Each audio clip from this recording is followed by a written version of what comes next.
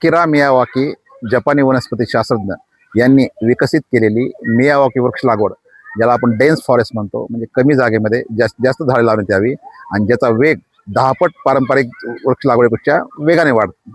तसं जर पाहिलं आपण तर बीड जिल्ह्यामध्ये अभिनेते सयाजी शिंदे आणि वन विभाग यांच्या संयुक्त विद्यमानानं जो देवराई प्रकल्प आहे त्याच्या उशाशी मियावाकी पद्धतीने 2018-19 मध्ये मोठ्या प्रमाणावर वृक्ष लागवड करण्यात आली. मात्र आज त्या ठिकाणी पाहिलं तर मोठ्या प्रमाणावर वृक्ष जळून गेलेले आहेत. त्या झाडांना पाणी देण्यासाठी जे पाईपलाईनच्या नळ्या ज्या आहेत त्यासुद्धा जळालेल्या आहेत. बऱ्याच झाडांच्या काळ्या झालेल्या आहेत. एकंदरीतच बीडच्या वन विभाग आणि जिल्हा प्रशासनाने कोट्यावधी रुपये खर्च करून वृक्ष लागवडीवर केवळ कागदोपत्री वृक्ष लागवड दाखवून जनतेच्या पैशाचा अपव्यय केलेला आहे. त्या झाडांची निगा राखण्यात आलेली नाही. मियावाकी वृक्ष लागवडीप्रमाणे 3 वर्षामध्ये जंगले स्वयंपूर्ण होतात.